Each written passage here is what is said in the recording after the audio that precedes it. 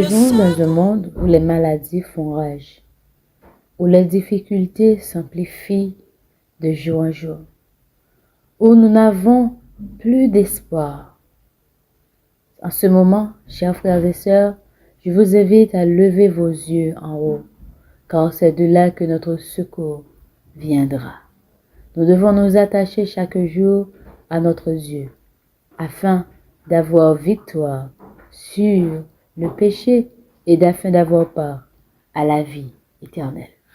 C'est sur ces mots que je souhaite à chacun de vous une cordiale bienvenue à notre programme de ce soir et déjà une bonne participation. Nous allons faire la lecture ensemble, trouvée dans Jérémie 8, verset 22. Jérémie 8, verset 22. Et nous lisons: N'y a-t-il point de baume en Galade? N'y a-t-il point de médecin? Pourquoi donc la guérison de la fille de mon peuple ne s'opère-t-elle pas? N'y a-t-il point de baume en Galade? N'y a-t-il point de médecin? Pourquoi donc la guérison de la fille de mon peuple ne s'opère-t-elle pas? La parole du Seigneur.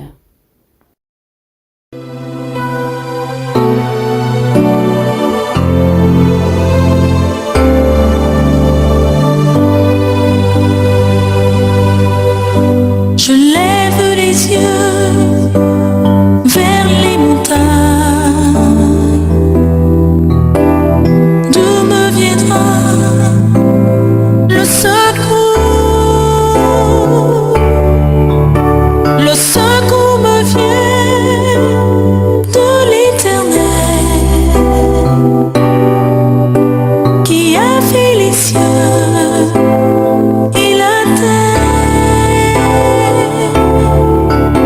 Le secours me vient de l'Éternel,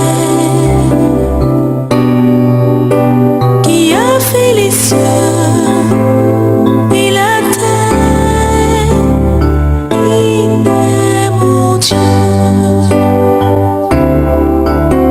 Je lève les yeux vers les montagnes.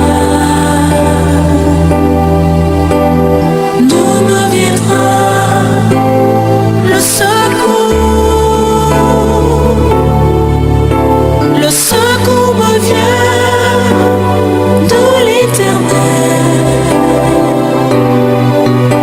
qui a fait les cieux et la terre. Le secours me vient de l'Éternel, qui a fait les cieux et la terre. Il ne donne ni ne soumet celui qui garde Israël. Il ne donne ni ne soumet, l'Éternel me gardera. Il ne donne ni ne soumet, il gardera mon pied de tout mal. Il ne donne ni ne soumet, l'Éternel gardera mon âme.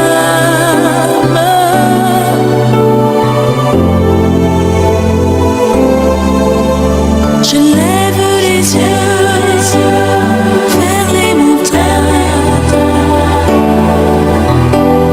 D'où me viendra le secours? Le secours me vient de l'Éternel, qui a fait les cieux et la terre. Le secours me vient de l'Éternel, qui a fait les cieux et la terre. Le secours me vient de l'Éternel,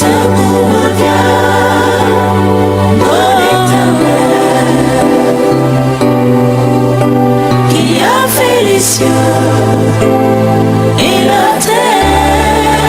Le secours me vient de l'Éternel,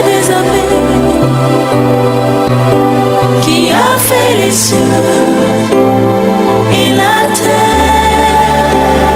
Il est mon Dieu.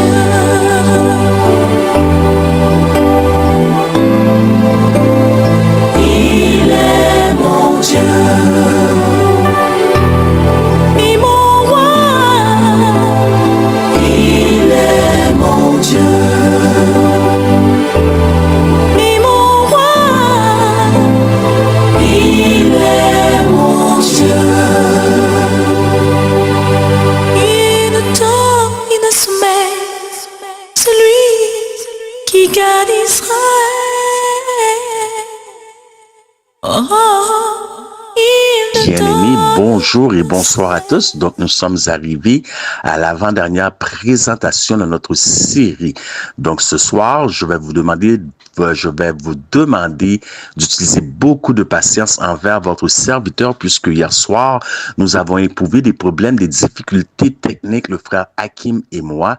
Donc, ce qui m'a mis en retard dans la présentation du message d'aujourd'hui, ce qui veut dire que presque la majorité des diapos dont je vais présenter, je dois les faire verbalement, de sorte que parce que je n'ai pas eu le temps de construire réellement des diapos en français, donc je vais traduire au fur et à mesure que j'arrive sur chacun de ces diapos. Donc je vais vous demander votre patience. Demain soir, puisqu'il nous reste 2 soirs, un soir en anglais et un soir en français, donc nous parlons de demain soir pour la dernière partie en français. Donc nous allons avoir un court témoignage spécial, qu'est-ce qui a conduit à vous présenter cette série, puisque, bien aimé, cette série provient à partir de mes études personnelles ça fait longtemps, ça fait belle lurette que j'étudie Apocalypse 22, chapitre 1 et 2, et j'ai mis tout mon cœur pour étudier plusieurs mois à étudier ce texte parce que j'ai trouvé une contradiction, c'est-à-dire plusieurs contradictions, mais nous savons que la Bible ne peut pas mentir. Voilà ce qui m'a amené à sonder les Écritures et ce qui a amené au résultat de cette merveilleuse série de conférences. Et je peux vous dire que moi-même, faisant cette conférence en tant que missionnaire médical, 3/4 des bénéfices dont ces herbes servent, je n'étais même pas au courant moi-même. Donc, c'est là l'importance de sonder les Écritures en profondeur. N'attendez pas qu'une personne vous amène du tout cuit dans la bouche, bien-aimé. Ceci dit, nous allons débuter immédiatement avec notre texte de méditation que Sœur Morissette a lu pour nous, qui se trouve en Jérémie 8, 22. Jeremiah 8, 22. N'y a-t-il point de baume en Galaad? N'a-t-il point de médecin? Pourquoi donc la guérison de la fille de mon peuple ne s'opère-t-elle pas? Prions. Let us pray. Éternel, notre Dieu, notre Père, encore une fois ce soir, nous nous trouvons en ta présence. Ne nous consume pas, Seigneur, puisque nous sommes des pécheurs repentis. Mais guide-nous par ton Esprit Saint dans toute la vérité. Et couronne-nous de justice, de bonté et de miséricorde. Au nom de Jésus, Amen. Donc, bien-aimés, nous débutons la présentation. Comme je vous ai dit, je vais vous demander beaucoup de patience envers moi. Nous allons débuter par les bénéfices du baume de Galaad. The benefits of the balm of Gilead. Donc, c'est un baume qui est très bon pour les plaies ouvertes, pour les douleurs cruciales. C'est un soulagement à la douleur, donc un analgésique. Pour les problèmes cutanés tels que le psoriasis, l'eczéma, pour les poumons, pour la toux, pour les bronchites chroniques, pour l'arthrite, pour les douleurs rhumatoïdes, pour les articulations, soulagement du stress. C'est souvent utilisé pour l'aromathérapie. Et encore une fois, c'est un mot qui est revenu à chacune des présentations. C'est un expectorant. Bien aimé, tout ce qui est bronchite, tout problème respiratoire, système respiratoire, tout cela, vous devez retenir cela de grâce. Faites tout de votre possible pour retenir, pour savoir quelles sont la médication nécessaire à utiliser puisque nous avons une grande satandémie à notre porte qui nous guette. Donc, nous savons, il y a déjà présentement sous le thème de ma voix une mini-satandémie en Chine et aux États-Unis telle que nous l'avions vu dans notre dernière présentation, mais la cerise sur le gâteau va bientôt arriver et ça va prendre le monde par surprise, une satandémie qui va dépeupler une grande partie de la population et qui va même amener des mesures plus drastiques que nous avons vues lors de la dernière satandémie. Donc, c'est aussi un stimulant, c'est bon contre les inflammations, c'est un antibactérien, un antimicrobien, c'est bon pour la circulation sanguine, le tunnel carpien, hygiénie, etc. pour raccourcir le tout, parce que c'est bon pour plein d'autres choses. Donc, en raison de ces vastes bienfaits holistiques, slide number 7, Hakim, en raison de ces vastes bienfaits holistiques, il est devenu un médicament très recherché à l'époque biblique, ce qui en fait le produit le plus précieux pour les commerçants. Donc, ils estriaient l'huile des bourgeons et l'utilisaient comme cataplasme. Cependant, dans la plupart des cas, il était utilisé comme baume. Ce que nous voulons faire maintenant, c'est la même chose que nous avons fait chaque soir. Nous allons faire une analyse de texte. We are going to do the text analysis. Donc, pour commencer, pour bien comprendre de quoi il est question, pourquoi l'Éternel pose cette question à Jérémie, nous devons nous tourner vers un autre prophète que nous trouvons en Ésaïe chapitre 1, Isaiah chapter 1. Écoutez, ça va décrire l'état de la nation. Écoutez très bien ce que nous dit l'Éternel au travers de son prophète. Cieux, écoutez, terre, prête l'oreille, car l'Éternel parle. J'ai nourri et élevé des enfants, mais ils se sont révoltés contre moi. Écoutez très bien, vous allez voir dans quel état est la nation. Le bœuf connaît son possesseur et l'âne la crèche de son maître. Israël ne connaît rien. Mon peuple n'a point d'intelligence. Malheur à la nation pécheresse, au peuple chargé d'iniquité, à la race des méchants, aux enfants corrompus. Ils ont abandonné l'Éternel. Ils ont méprisé le Saint d'Israël. Ils se sont retirés en arrière. Quel châtiment nouveau vous infligez quand vous multipliez vos révoltes. Écoutez très bien, écoutez bien-aimés. La tête entière est malade et tout le cœur est souffrant. De la plante des pieds jusqu'à la tête, rien n'est en bon état. Ce sont que des blessures, contusions, des plaies vives. En d'autres mots, des plaies purulentes, de la putréfaction qu'il y a dans ce corps. Rien n'est sain, rien n'est bon. Regardez dans quel état se trouve le peuple. Voyons-nous une différence aujourd'hui? C'est une question rhétorique. Levez votre conscience et non votre main. Qui n'ont été ni pensés, ni bandés, ni adoucis par l'huile. Maintenant, bien-aimés, ce que vous devez savoir, c'est que le baume de Galaad est trouvé dans diverses locations dans le monde. Il nous provient du peuplier.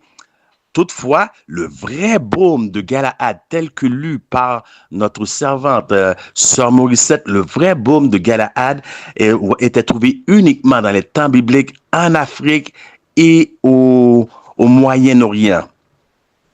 Ce baume pouvait guérir presque toutes les maladies connues de l'époque, ce qui en faisait un médicament très recherché et un médicament qui était très cher parce à cause de tout cela, il était très recherché et de très grande valeur. Il était utilisé par les marchands comme comme moyen de libre-échange entre les nations. Donc, il nous provient de la famille des herbes amères. Donc, avec une telle médication capable de guérir une panoplie, une multitude de maladies, une personne pourrait facilement penser que cela pourrait guérir Judas. Toutefois, ce n'est pas le cas. Voilà pourquoi Dieu pose la question, y a-t-il un baume en Galaad? Y a-t-il point de médecin? Pourquoi donc la guérison de ma fille ne s'opère point? Donc, encore une fois, nous avons vu dans quel état était la nation. L'Éternel nous dit en Isaïe chapitre 1, le bœuf connaît son maître, l'âne la mangeoire de son maître, mais l'Église ne connaît pas. Mon peuple ne comprend pas. Voilà d'autres détails nous sommes donnés. Jeremiah chapter 2 verse 21. Jérémie chapitre 2 verset 21. Je t'ai planté comme une vigne excellente et du meilleur plan. Comment as-tu dégénéré en une vigne étrangère? La vigne, c'est la représentation du peuple de l'Éternel. Donc, Isaïe 5.4, maintenant, nous donne encore d'autres détails.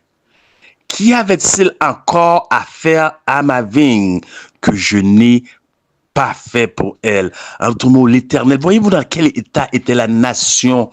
L'Éternel a tout fait pour son peuple. Pourquoi quand j'ai espéré qu'elle produirait de bons raisins, en a-t-elle produit de mauvais? Vous voyez, y a-t-il quelque chose que l'Éternel n'a pas fait pour ce peuple? Donc, bien-aimés, dans le passage que nous avons lu, notre texte de méditation trouvé en Jérémie 8, verset 22, c'est une question rhétorique. N'y a-t-il point de baume en Galaad? N'a-t-il point de médecin? Une question rhétorique, c'est une question qui ne demande pas une réponse. Donc, ne levez pas votre main, mais levez plutôt votre conscience.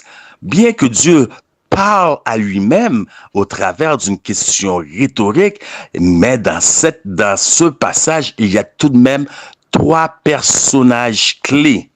Le premier personnage impliqué dans le texte, c'est Dieu lui-même. Le second personnage impliqué dans le texte de Jérémie 8, 22, c'est la nation. Et la troisième personne impliquée dans le texte, c'est Jésus. Maintenant, une personne me dirait facilement, où vois-tu Jésus dans ce texte? Voilà le problème que nous retrouvons au sein de l'Église, au sein de ceux qui se disent prédicateurs de vérité présente, au sein des évangélistes, des pasteurs. C'est qu'aujourd'hui, nous prêchons un message dépourvu de la présence de Christ, tandis que Christ dit lui-même en Jean 5, 39, vous sondez les Écritures, car par elles vous croyez avoir la vie éternelle, mais ce sont eux qui rendent témoignage de moi. Donc, afin de trouver Jésus dans l'histoire, dans le texte que nous avons lu, Jérémie 8, 22, nous devons comprendre l'histoire de Joseph. Et c'est au travers des chapitres 37 de la Genèse, versets 24 à 35, que nous allons comprendre où se trouve, et nous allons même voir où est Jésus dans le texte, puisque nous avons dit qu'il y a trois personnages clés dans ce passage. Donc, les frères de Joseph, par jalousie, avaient développé une sorte de haine pour Joseph parce que Joseph était l'enfant préféré, favori de Jacob. OK?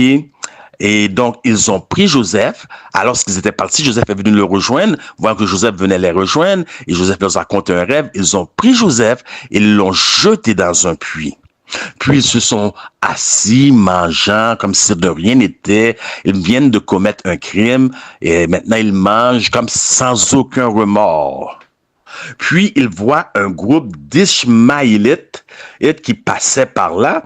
Donc, encore une fois, je traduis de l'anglais au français. Donc, à vous de vérifier Genèse 37, 27, versets 24 et 35 pour voir si c'est bien Ishmaélite en français qui passait par là. Et puis, ils ont dit, à quoi bon nous ça? Allons, vendons notre frère. Mais un groupe de Madianites qui sortait d'Égypte, qui sortait d'Égypte, et donc, un instant, avait retiré Joseph. Donc, les Madianites, laissez-moi vous lire pour vous. Non, les Madianites ont vendu Joseph aux Ishmaélites qui allaient, eux, en direction de l'Égypte. Donc, voilà. Donc, Rubens, lui, s'est levé pour aller, quand il a vu ça, il pour aller chercher Joseph afin de le vendre, mais Joseph n'était plus.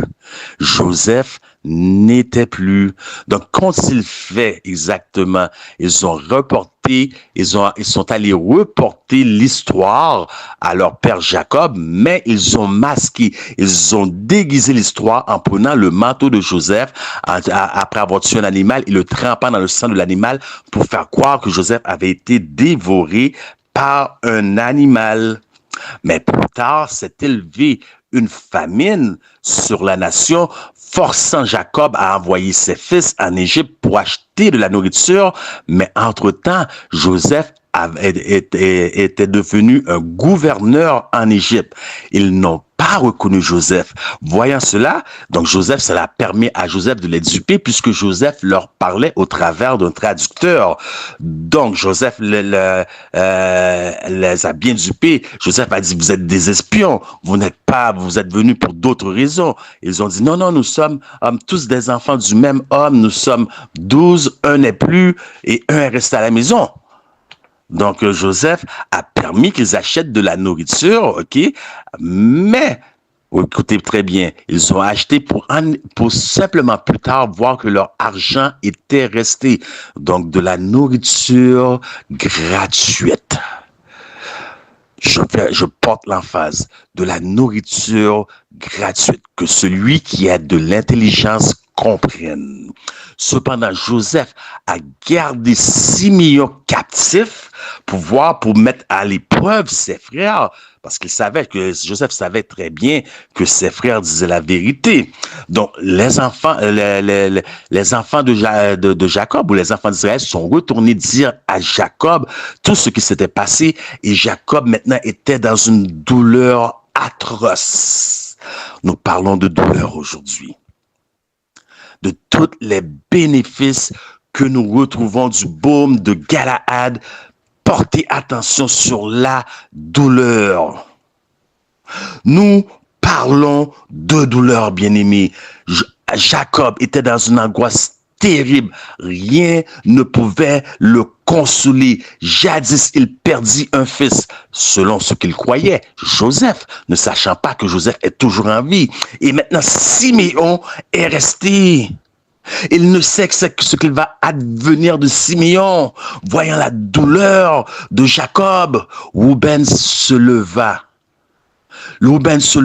et dit à son père Jacob, laisse-nous partir avec Benjamin. C'est la demande du gouverneur d'Égypte pour voir que nous ne sommes pas des espions. Et c'est uniquement alors qu'il va relâcher Simeon. Laisse-nous partir avec Simeon. Je vais revenir et je reviendrai et avec Simeon. Laisse-nous partir avec Benjamin. Je vais revenir et avec Simeon et avec Jacob. Et cela, je mets mes 2 enfants en jeu. En d'autres mots, Reuben est prêt à faire un pledge, comment je pourrais dire ça? À faire vœu de ces 2 enfants. Si je ne reviens pas, prends mes enfants, fais ce que tu veux de mes enfants, enlève-leur la vie, je mets mes enfants en ligne. Pour cela, fais-moi confiance, Jacob. Mais Jacob refusa la requête de Reuben. Maintenant, Judas se leva. Et Judas fit la même requête à son père Jacob. Et là, sans aucun doute, sans crainte, Jacob accepta la demande de Judas. Laissez-moi vous dire qu'aujourd'hui, je vous suggère qu'aujourd'hui, bien-aimés, que Jésus est le sceptre de Judas. Jésus est le lion de Judas. Commencez-vous à voir l'histoire de Jésus, où se trouve Jésus dans l'histoire. Cependant, Jacob avait prévu un plan B. Un plan B au cas où, juste au cas où cela ne fonctionnerait pas, il allait envoyer quelque chose qui a tellement de valeur que que cela tournerait l'attention du gouverneur qui était son fils Jacob, encore une fois qu'il ne savait pas encore, de l'otage, pour focuser uniquement sur ce cadeau. Quel était le cadeau que Jacob allait envoyer par les mains de ses fils? Le baume de Galaad. Voyez-vous à quel point ce produit était rempli de valeur. Voyez-vous à quel point ce produit était recherché par tous. Ce produit était sans égal. Il allait envoyer un baume de Galaad. Je vous suggère qu'aujourd'hui, lorsque vous lisez Jérémie 8:22, que lorsque l'Éternel parle, y a-t-il point de baume en Galaad? N'y a-t-il point de médecin? L'Éternel ne se réfère pas à un baume comme tel, ni au baume de Galaad, et l'Éternel n'est pas en train de se questionner pour savoir où trouver un médecin en Galaad. L'Éternel, ce qu'il veut faire, ce qu'il annonce, c'est qu'il, sachant que il va bientôt être le temps que son fils vienne. L'Éternel nous dit, je vais donner un cadeau précieux, quelque chose qui soit et le baume et le médecin. Donc Jésus est à la fois le baume et le médecin. Comprenez-vous pourquoi il y a une troisième personne d'impliquée dans ce texte? Pourquoi? Pourquoi, bien-aimés? Laissez-moi vous dire pourquoi. Parce que l'arbre, le peuplier comme tel, on devrait, les gens prenaient un outil, un instrument contendant et devraient frapper sur l'arbre, ok? Ils devaient frapper sur l'arbre.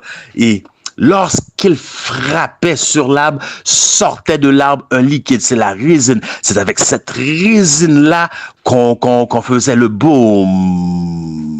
Est-ce que vous comprenez? Jésus, c'est l'arbre comme tel. Jésus, on devait frapper, on a frappé sur Jésus. Et c'est par ses meurtrissures que nous sommes guéris. C'est par son sang que nous sommes sauvés. Il y a tous ceux qui l'ont reçu. Il a donné le pouvoir de devenir des enfants de Dieu. Cependant, le texte qui dit, il y a tous ceux qui l'ont reçu, il a donné le pouvoir de devenir des enfants de Dieu. Ce texte est pas bien traduit. Le mot pouvoir ou la puissance, c'est traduit comme pouvoir, mais dans le grec original, il est traduit par dunamis, qui ne veut pas dire ni force, ni puissance. Il a donné le pouvoir, excusez, qui ne veut pas dire ni pouvoir, ni puissance, parce que le texte dit qu'il a donné le pouvoir de devenir enfant de Dieu. Ce mot est traduit, le mot dunamis est traduit par explosion. Explosion. Que veux-je dire par le mot explosion, bien-aimé? Donc, nous allons poursuivre. C'est que s'il y a une partie de soccer qui se joue, ok? Il y a une partie de soccer qui se joue selon la nation, selon le continent, on appelle le soccer le football. Donc, il y a une partie de football qui se joue. La partie est serrée. C'est 0-0. Nous sommes dans la deuxième mi-temps. C'est 0-0. Puis, l'entraîneur fait rentrer sur le terrain des missionnaires médicaux. Il fait rentrer sur le terrain les missionnaires de M3A, Ministère des Trois Anges et Message des Trois Anges, Medical Missionary, sur le terrain. Et à partir du moment que les missionnaires de M3A rentrent sur le terrain, il y a une explosion. Comprenez-vous qu'est-ce que le texte dit? À tous ceux qui l'ont reçu, il a donné le pouvoir de devenir des enfants de Dieu. Il y a une explosion. Nous ne gagnons pas la partie 1-0. Nous ne gagnons pas la partie 2-0, 3-0. 4-0, mais nous gagnons la partie 100 millions de billions à 0. C'est une explosion à tous ceux qui l'ont reçu. Il a donné le pouvoir de devenir enfants de Dieu. Donc c'est par le sang de Jésus. Et laissez-moi vous dire, sur le timbre de ma voix, il y a des laboratoires comme instigateurs de projets, Monsieur Bibi Gaga, qui produisent plus de 35 000 insectes par mois en laboratoire. Donc, ce sont des insectes qui sont créés de la main de l'homme et modifiés en laboratoire qui peuvent amener la fièvre, le paludisme. Donc, ce sont des insectes qui sont porteurs de maladies.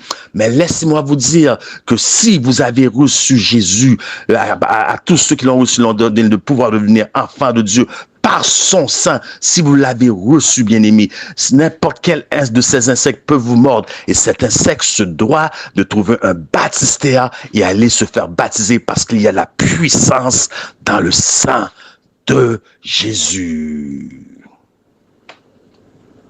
Et ma question maintenant, s'il y a autant de puissance, et si à tous ceux qui l'ont reçu, il a donné le pouvoir de devenir enfants de Dieu, pourquoi tout ce dont nous voyons au sein de l'Église aujourd'hui n'est que fornication, conflit, médisance ou des coups de langue se donnent sur les autres, la convoitise, de plus en plus de dirigeants supportant le mouvement de la communauté alphabet. Pour ceux qui ne comprennent pas, vous devez savoir que la liberté d'expression nous est enlevée. Que veux-je dire par la communauté alphabet? Ça commence par L, ça continue par G, et on continue avec un B, et vous pouvez deviner le reste parce que je ne tiens pas à ce que mon canal soit radié, soit fermé, ni que cette vidéo soit retirée des ondes.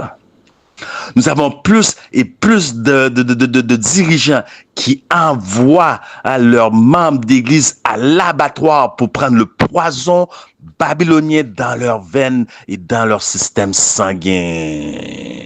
Nous avons de plus en plus de divorces au sein de la chrétienté.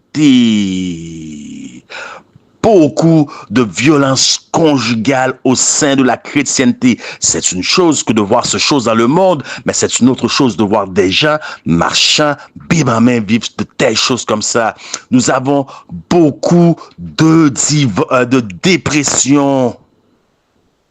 De plus en plus de départ, un départ actif de la vraie doctrine, de nos doctrines originaux, rédigées en 1872 revues en 1889, des doctrines que nos pionniers ont chéri de tout leur cœur, qui sont complètement contradictoires aux doctrines que nous retrouvons aujourd'hui, dont beaucoup sont empruntés à l'Église universelle de Rome, à Tammuz, Semiramis, à Nimrod, de la tour de Babel, des doctrines de démons.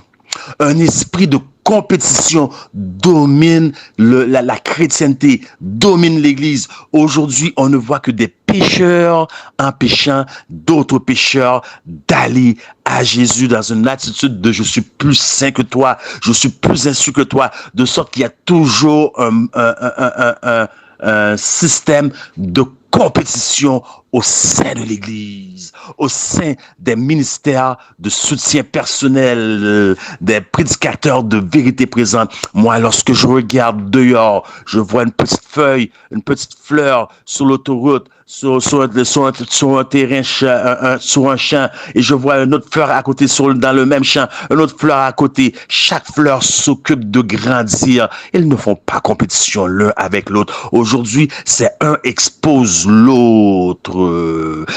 J'ai pas de problème. Je tiens à le dire. Ésaïe 58 nous le dit, crie à plein gosier et ne retient rien. Annonce à mon peuple ses transgressions, à la maison d'Israël ses iniquités. Je n'ai pas de problème. Mais lorsque l'évangile devient uniquement ce qui se passe, ce qui se fait, ce qui est mauvais, c'est juste ça. Et que Jésus n'est pas élevé. Il s'agit de l'esprit derrière la chose. Puisque j'ai vu, lorsque je parle d'esprit, j'ai vu des gens exposer des gens, faire des vidéos sur des gens. Mais lorsque c'était à leur tour, vous auriez dû leur voir. Vous auriez dû leur voir. Tout ce que nous voyons, c'est des prédicateurs de vérité présente qui font des détournements de fonds, preuves à l'appui, reçus à l'appui, témoignages à l'appui, vidéos à l'appui, qui se marient peut-être X nombre de fois, des prédicateurs de vérité présente, croyez-moi, qui se marient et se divorcent, divorcent, qui ont une multitude de mariages derrière eux. Preuves à l'appui, vidéos à l'appui. Les épouses de ces personnes, les différentes épouses de ces personnes sont venues témoigner. Et les gens continuent à regarder, à envoyer de l'argent. Voilà ce que nous voyons. Tout ce que nous voyons dans la chrétienté au sein de l'Église, ce sont des témoignages de doute. Maintenant, non seulement c'est le cas de l'Église, mais c'est aussi pire dans le monde séculier. C'est aussi pire dans le monde séculier, de sorte que le monde voudrait se tourner vers l'Église, ceux qui marchent avec la parole de Dieu, la Bible en main, l'esprit de la prophétie. Mais l'Église est dans un tel état qu'ils ne le peuvent pas. Mais le monde est aussi pire que l'Église. C'est un monde rempli de souffrance. Voyez-vous pourquoi je disais que le baume de Galaad, c'est un baume pour la souffrance, pour la douleur, comme on dit en anglais, excruciating pain, un monde de souffrance. Combien de souffrances puisse contenir un individu pour pouvoir envoyer des drones au-dessus d'un hôpital d'enfants avec des bombes. Les drones n'auront-ils pas dû lancer des bonbons, des jouets en peluche pour les enfants? Pourquoi ce sont des bombes? Please, Hakim, show them the montage. The bombs flying over hospital, killing children. Show them the montage where people are going into mosque and shooting in Muslim. Show them the montage what they're doing to the Jews, even to Seventh-day Adventists. Show them combien de souffrances doivent rentrer dans une personne. Une personne doit peut-être être aux prises avec pour qu'il puisse rentrer avec un autobus scolaire rempli d'élèves dans une garderie et tuer beaucoup de gens. Combien de souffrances une personne peut-il posséder pour poignarder son épouse, non pas 1, 2, 3 fois, mais 77 coups de couteau? Combien de souffrances? How much pain? Ah, beloved, ce monde est dans les ténèbres. Ce monde est chargé de souffrance. La souffrance telle que nous ne l'avons jamais connue. La souffrance pure et non diluée. La souffrance non concentrée. Combien de souffrances une personne peut-il tenir pour tuer son épouse ou son époux avec tous ses enfants, puis ensuite retourner l'arme contre elle-même? How much pain, Hakim, does it take for a man or woman to kill his or her entire family and turn the weapons against him or her? Tell them, Hakim, brother, tell them. Combien de douleurs? Aujourd'hui, bien-aimés, sous le timbre de ma voix, le divertissement est devenu synonyme d'écouter les péchés, de regarder les abominations des gens via le TikTok.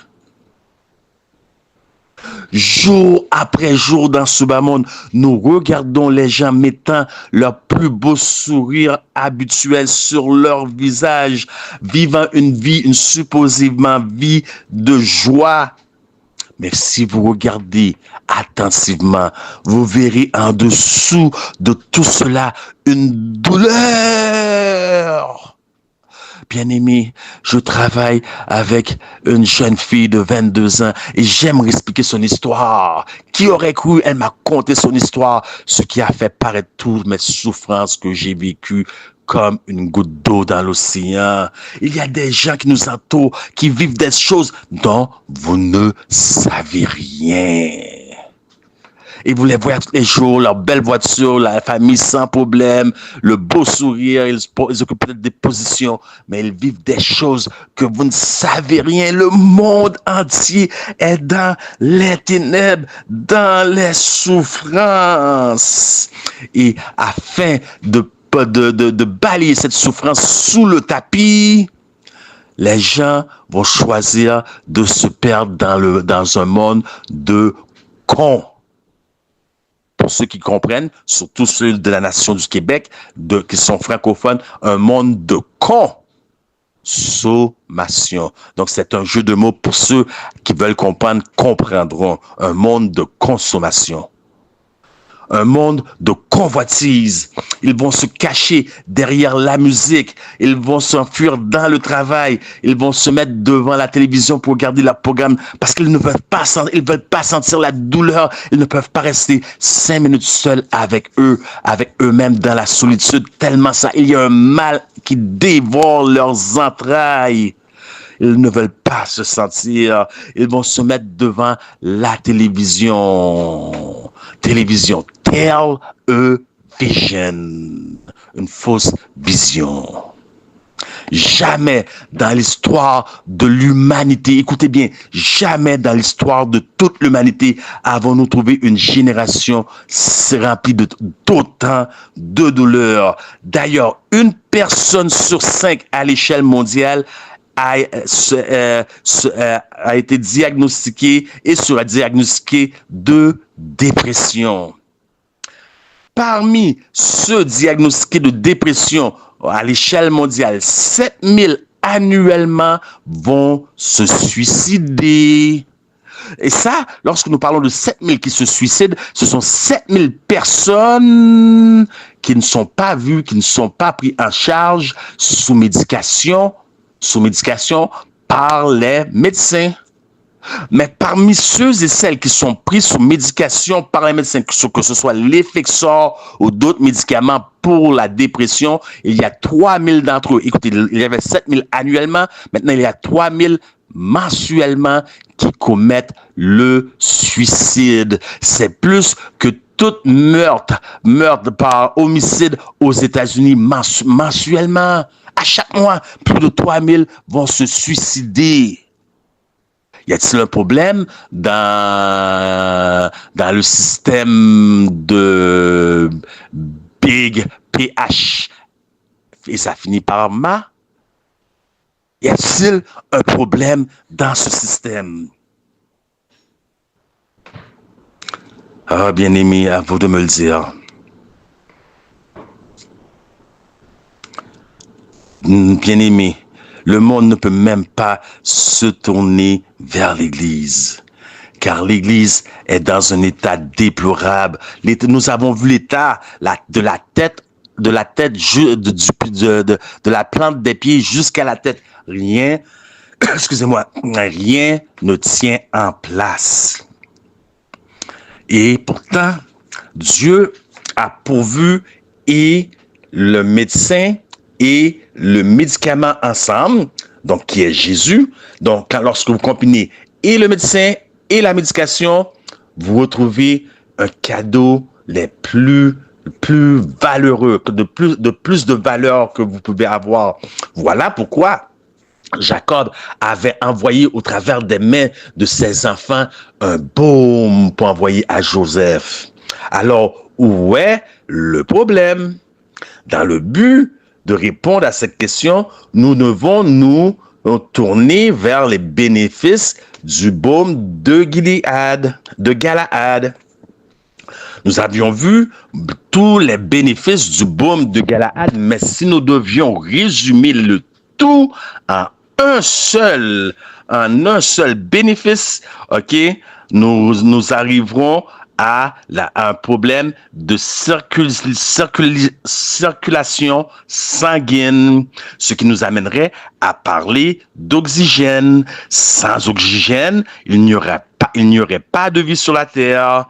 Et la première chose mentionnée dans la création, c'est le premier cadeau que Dieu a donné à l'homme. Quelle était donc cette chose? Donc, nous devons considérer Genèse 1, verset 2 qui nous dit « Et la terre était informe et vide, et les ténèbres se mouvaient au-dessus de la terre, et les ténèbres se trouvaient au-dessus de la surface de la terre, et l'Esprit de Dieu se mouvait sous les eaux. » Je reprends pour vous. Et l'esprit, écoutez très bien, écoutez s'il vous plaît, portez attention, c'est très important. Et l'esprit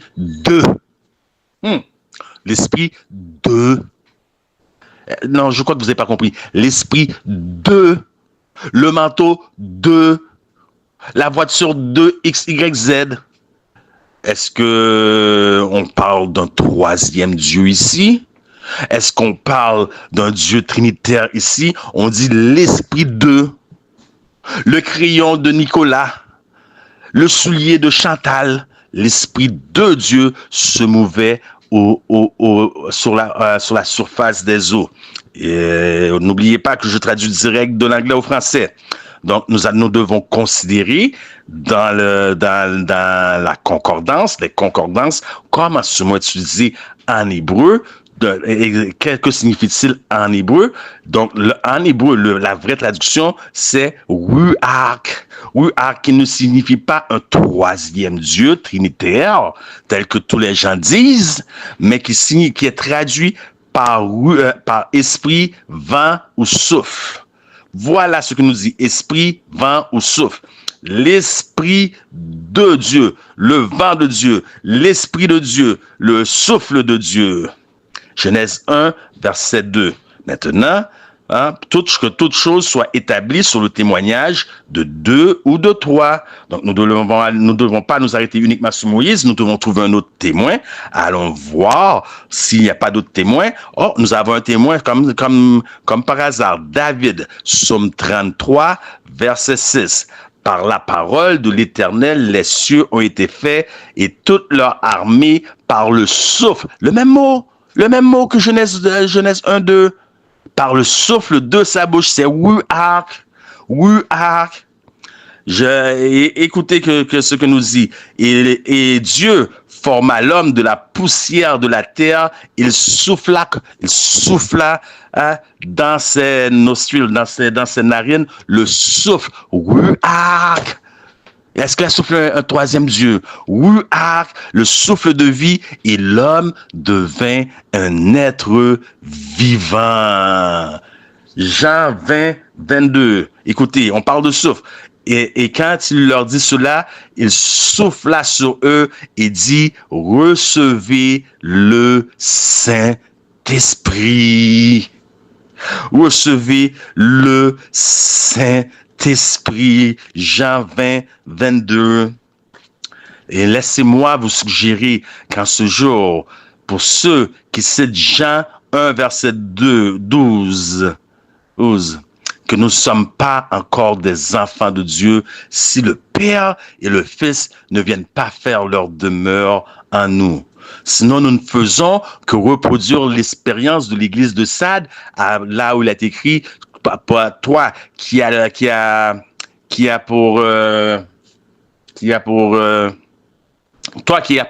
pour nom d'être vivant, mais qui est mort. C'est Apocalypse 3, verset 1. Donc, allez voir verbatim parce que moi, je le traduis directement de l'anglais au français. Toi qui passes pour être vivant, mais qui est mort. En d'autres mots, il pense qu'il est vivant, mais il ne sait même pas qu'il est mort. Chers amis, bien-aimés, le sang de Jésus, c'est le vrai baume de Galahad pour un monde rempli de plaies purulentes, rempli de putréfaction, un monde en douleur et en souffrance. Et puisque nous-mêmes, en tant que membres d'Église, en tant que peuple de Dieu, nous sommes des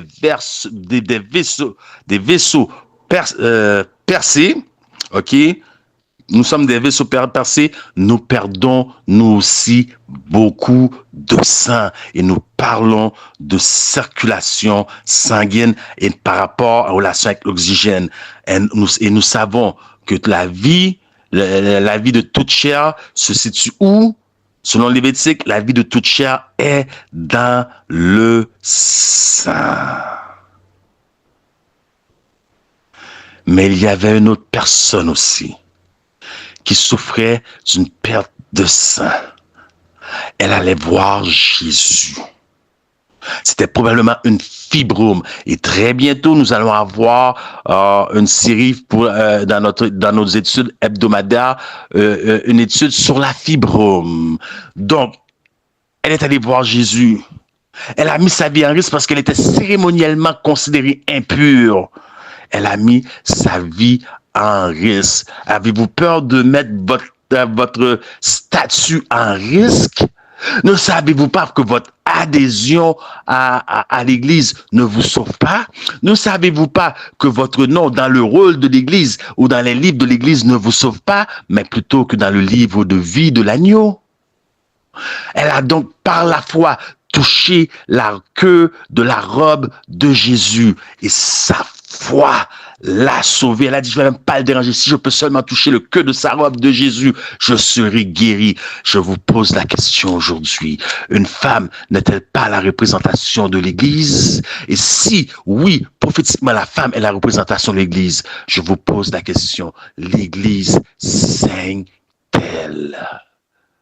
L'Église a-t-elle besoin d'avoir le toucher de la foi?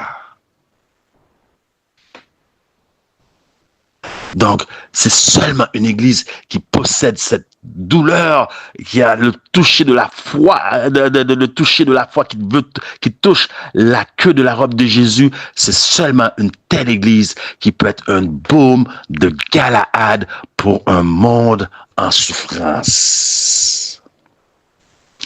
Écoutez ce que nous dit la servante du Seigneur. Akim, please put that quote on the screen. I saw that if the church had always retained a peculiar holy character, the power of the Holy Spirit which was imparted to the disciple would still be with her.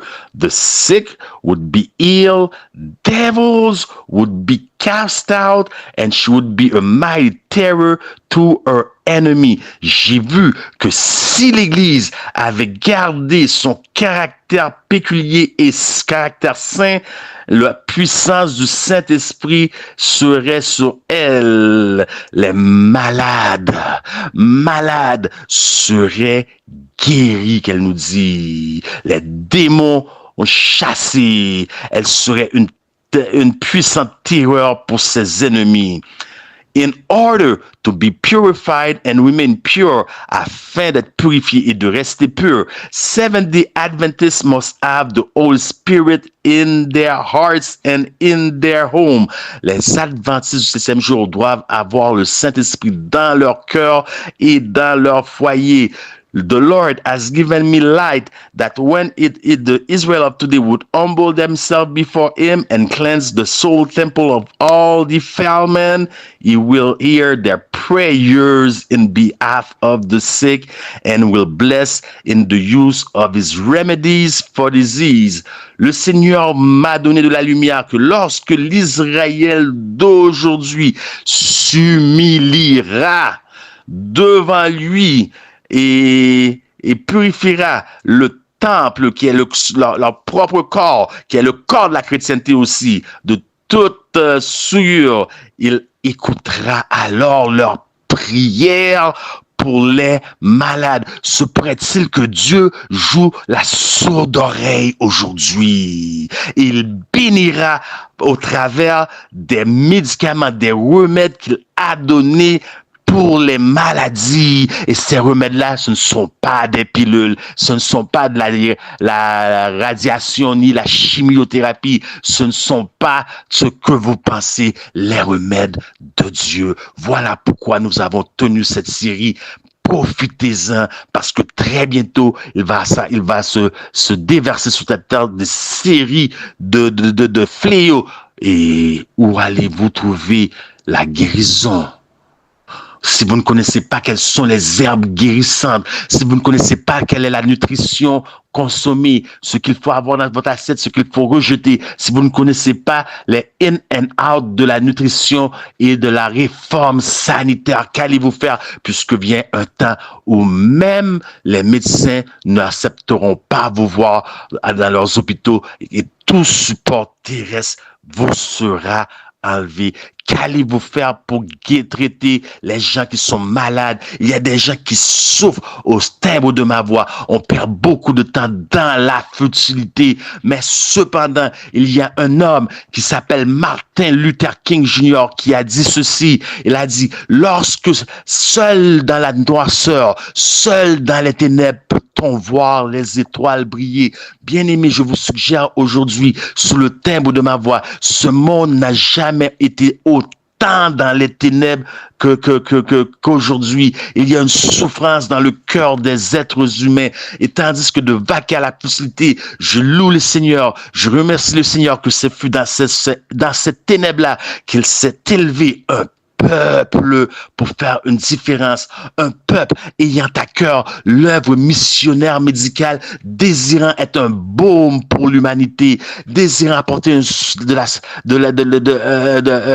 baume pour la souffrance des hommes, car la souffrance est palpable. Vous ne le voyez pas, vous ne le voyez pas, vous ne le sentez pas, mais si vous prenez le temps d'utiliser la méthode de Jésus, si vous approchez des gens, s'il y a un effort personnel, comme nous le dit ministère de la guérison, vous allez voir à quel point ce monde est dans les souffrances. Vous pouvez lever vos yeux au ciel en plein midi, vous n'allez rien voir, mais seul dans les ténèbres peut-on voir, seul dans la noirceur peut-on voir les étoiles briller. Hakim, please launch that video. Show them what M3 Medical Missionary is doing all over the world right now under the sound of my voice. Show them, Hakim, please. Show them that montage. And please, Hakim, end up with Sister Barbara as she sings, Does Jesus Care? Because we are representatives of Jesus. We should care when people are hurt, when people are in pain. Hakim, please show it to them. Bien-aimés, que Dieu vous bénisse. Nous nous reverrons bientôt. Does Jesus care when my heart is pain too deeply for myrrh and song? As the burdens press and the cares distress and the way goes weary and long. Oh yes, He cares, I know He cares. His heart is touched with my grief. When the days are weary, the long nights dreary, I know my Savior cares. Does Jesus care when my way is dark with a nameless dread and fear? As the daylight fades into deep night shades, does He care enough to be near? Oh yes, He cares, I know He cares. His heart is touched with my grief. When the days are weary, the long night dreary, I know my Savior cares. The Jesus care when I've said goodbye to the dearest on earth to me. And my sad heart aches till it nearly breaks. Is it aught to him does he see? Oh yes, he cares, I know he cares. His heart is touched with my grief. When the days are weary, the long nights dreary, I know my Savior cares. Oh yes, he cares, I know he cares. His heart is touched with my grief. When the days are weary, the long night dreary, I know my Savior cares. Yes, he cares. He cares for me and he cares for you. Be blessed.